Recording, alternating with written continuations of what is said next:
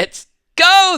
What a game! We're breaking down the legendary Gunner Stockton drive today, but Tennessee fans, I have a mind-blowing defensive statistic where you might break a good, yet also bad record, and I think it's a way to explain why you crumbled under pressure. Okay, so we start things off with Gunner rolling out to the right side, throwing a ball a little hot here. The spacing right here from the Georgia receivers aren't the best. They call pass interference on what looks to be an uncatchable ball. We get to here, and this was actually one of the deepest play breakdowns we've ever done on the NFL level. The Kansas City Chiefs have run this a gazillion times with Travis Kelce, and boom, it's set up wonderfully. Of course, you got to worry about the guy chasing him from behind, but Lawson Lucky trips on his own feet. Ugh. So we get back-to-back plays right here from Gunner Stockton that shows the good and the bad of his playmaking ability. So right here, Gunner Stockton sits in this pocket, even though this is a huge rush lane for him to run through versus man coverage. He could have been justified in just running, but he sits back there. Protection is really good. We all know Gunner has good velocity on his passes. Boom! Hits the deep in-breaker to a deep cut wide receiver. You remind me, Georgia fans, who number 18 is. And then we get to a pretty big mistake right here from Stockton. It's 1st and 10, and guess what? Something opens pretty wide for him to the left side, and for some reason, he decides to eat this because he sees a rush lane, or he feels a rush lane to the right. Give, first off, this Georgia offensive line a lot of credit. The protection on this drive was really good, and this was a heavily criticized group going into this game. I'll give you the all-22 shot of this play, and this honestly is a pretty simple read for Gunner Stockton. You could see that the corner right there bites down on the flat, so you should read the secondary receiver on this flood concept right here. Gunner, it is indeed wide the frick open, but he elects to take off and run. Alrighty, if you're a Tennessee fan watching this breakdown, this play right here should get you very excited about the defense for the rest of the year. I love this play call right here from Mike Bobo. So you could see Tennessee's coverage right here is very light. Okay, you have 1, 2, 3, 4, 5 DBs pretty much making an umbrella, which means there's only 1, 2, 3, 4, 5, 6 guys in the box. And Georgia's in a heavy personnel. 1, 2, 3, 4, 5, 6, 7 guys to block these 6. So this Tennessee front really needs to buckle up their chin straps and get ready to go.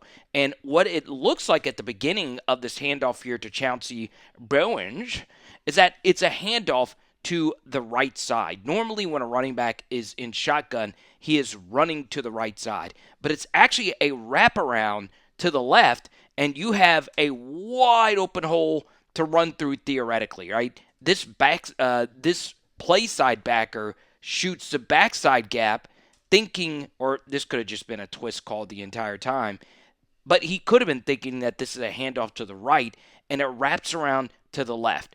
The problem is the play side defensive tackle goes super freaking saiyan on number 56 right here and pretty much stops Bowens in his track. Then Monroe Freeling, who should be a better player than this, gets absolutely dominated on the edge. You can see he overleans. He's reaching versus a guy in a 2-point stance, and basically you could just throw him off of you and squeeze it down.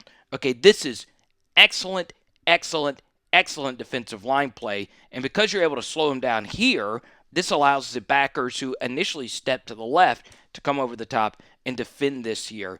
I mean, it is such elite defensive play. A few years ago in this building, it looked like Dylan Bell was the next superstar receiver at Georgia. That has not been the case. But he was big in this game, or at least in this spot. There was a corner blitz. You get the perfect call against it. You're throwing into the direction of it. You get a little unlucky if you're Tennessee because they had the wonderful call right here. You just need a decent block, and you need Dylan Bell to make one guy miss. He's always winning that matchup right there.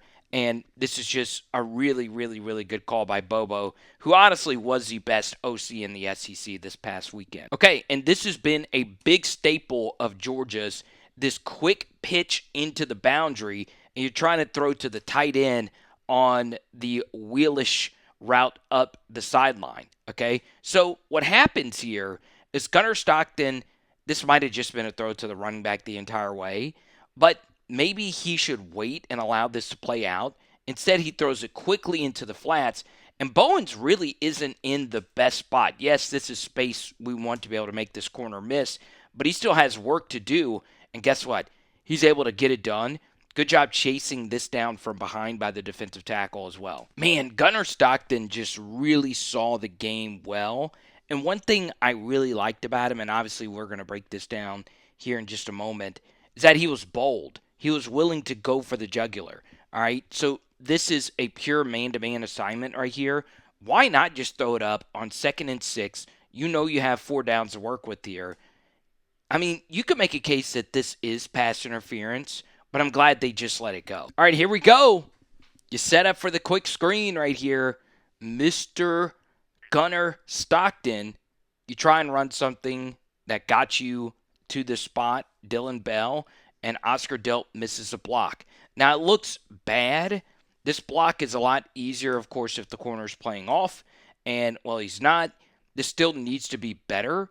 But still, give the corner a lot of credit for had a game, and he makes a really, really, really good play right here. I cannot get over the throw that Gunnar Stockton decided to make. 4th and 6. I posted this online. I won't even try that in a damn video game. This is truly an insane throw, okay? Truly, truly, truly insane, okay?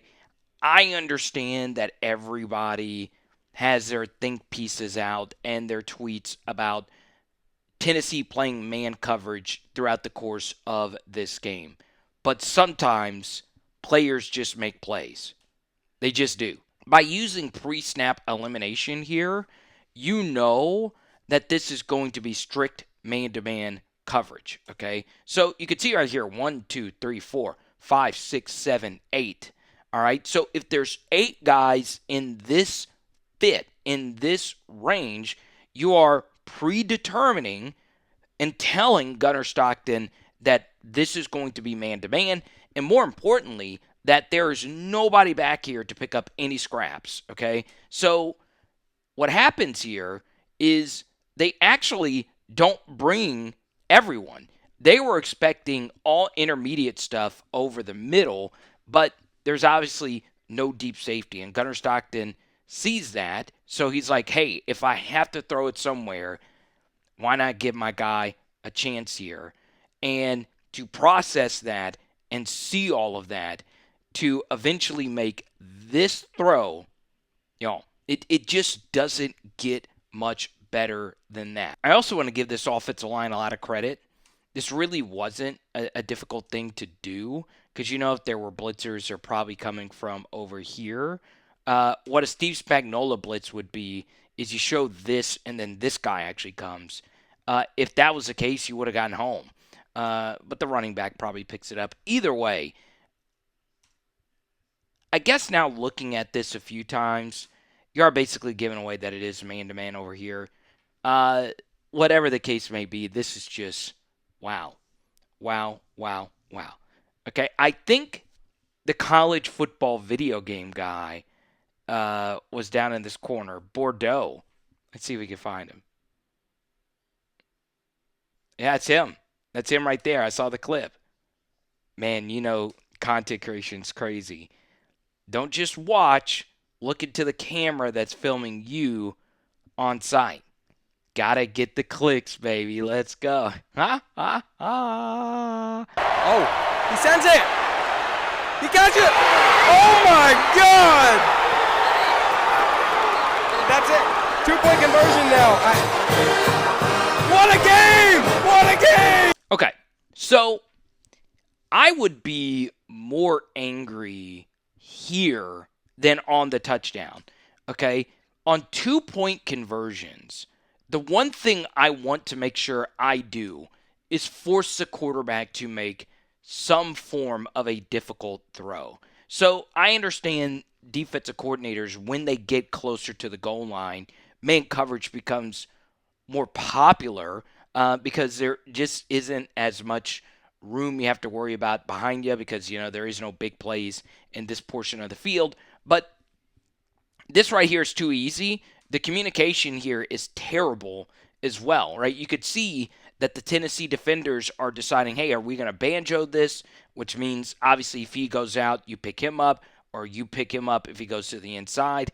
Whatever the case may be, this is the easiest man beater known to mankind right here.